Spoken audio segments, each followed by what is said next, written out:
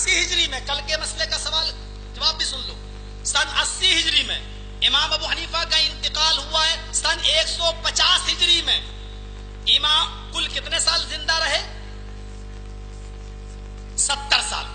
امام ابو حنیفہ پیدا ہوئے سن 80 ہجری میں، وفات ہوئی ہے 150 ہجری میں، کل 70 سال۔ امام مالک پیدا ہوئے سن 90 ہجری میں اور وفات ان کا انتقال ہوا سن 179 ہجری میں، کل 89 سال زندہ رہے۔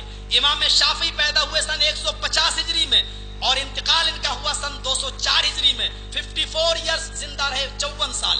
امام احمد ابن حنبل پیدا ہوئے سن 164 ہجری میں، ان کا انتقال ہوا 261 ہجری میں، کل 77 سال یہ زندہ رہے۔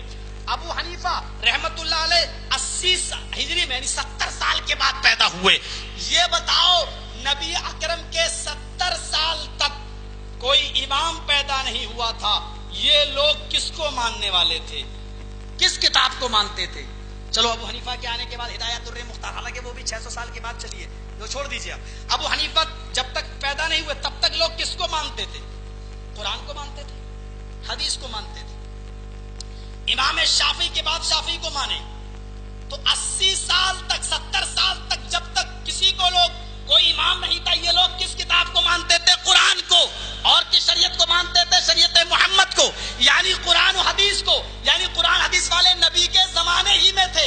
اس کا مطلب یہ ہوا کہ یہ ایک فرقہ، ایک جماعت نبی کے زمانے میں تھی۔ اور حنفی کب آئے؟ ابو حنیفہ کے بعد۔ شافعی کب آئے؟ امام شافعی کے بعد۔ مالکی کب آئے؟ امام مالک کے بعد۔ حنبلی کب آئے؟ امام احمد ابن حنبل کے بعد۔ یہ چاروں بیٹے باپ سے پوچھ رہے ہیں کہ تم مجھ سے پہلے پیدا کیسے ہو گئے ہو؟ یعنی قرآن و حدیث والے سے پوچھ رہے ہیں یہ تم ہم سے پہلے کہاں سے آ گئے ہو؟ ارے ہو تو اولاد میری ہی، یہ ضروری نہیں کہ اولادیں سب نیک ہی نکل جائیں، کوئی ناکارہ بھی نکلتی ہے، یہ کوئی ضروری نہیں ہے کہ سب شریف ہی نکل جائیں۔ میرے بھائیوں، اولاد میری مجھ سے پوچھ رہی ہے، میری بلی مجھے کو میاؤں، الٹا چور کوتوال سے پوچھے اے چوری کیوں کی؟ یہ عجیب مسئلہ ہے۔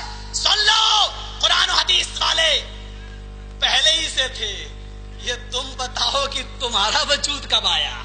اور ایک مسئلہ تم مجھے بتا دو، جاؤ قیامت تک تمہاری غلامی کروں گا۔ چاروں اماموں میں سے کسی ایک امام کی تقلید فرض ہو یا واجب، جو بھی تم کہہ لو، اگر چاروں اماموں میں سے کسی ایک کو ماننا ضروری ہے اور اس کے بغیر جنت میں نہیں جا سکتے، تو مجھے صرف اتنا مسئلہ بتا دو کہ امام اعظم ابو حنیفہ رحمت اللہ علیہ کے باپ کس امام کو مانتے تھے، وہ جنتی ہیں یا نہیں؟ اب آپ کہو کہ امام اعظم ابو حنیفہ کے باپ بھی، جب چاروں میں سے کسی کو ایک امام کو ماننا ضروری ہے تو ابو حنیفہ رحمت اللہ علیہ کے باپ کس کو مانتے تھے؟ نہیں، امام ابو حنیفہ۔ ارے ابھی ابو حنیفہ تو پیدا ہی نہیں ہوئے، یہ امام صاحب تو آئے ہی نہیں ہے، وہ کس کو مانتے تھے؟ سب چاروں امام تو تھے ہی نہیں، تو اس وقت جو امام تھا اس کو مانتے تھے۔ اچھا، اس وقت جو امام تھا تو پھر 5 امام ہونا چاہیے نا، تو 4 ہی کیسے رہ گئے؟ پھر جس کو تمہارے امام کا باپ بھی اپنا امام مانے، اس کو تم نے کیوں چھوڑا؟ اور تقلید چاروں اماموں میں سے کسی ایک کی کرنا ضروری ہے، تو امام مالک، امام ابو حنیفہ رحمت اللہ علیہ کے باپ کے بارے میں تمہارا خیال کیا ہے؟ اگر یہ صرف قرآن و حدیث کو مانتے تھے تو صرف تم کیوں نہیں مانتے ہو قرآن و حدیث کو؟ پھر وہی کہوں گا، کہیں پھنس نہ جانا، سنبھل کے قدم رکھنا، بہت کانٹے دار جھاڑی ہے۔ آئیے دل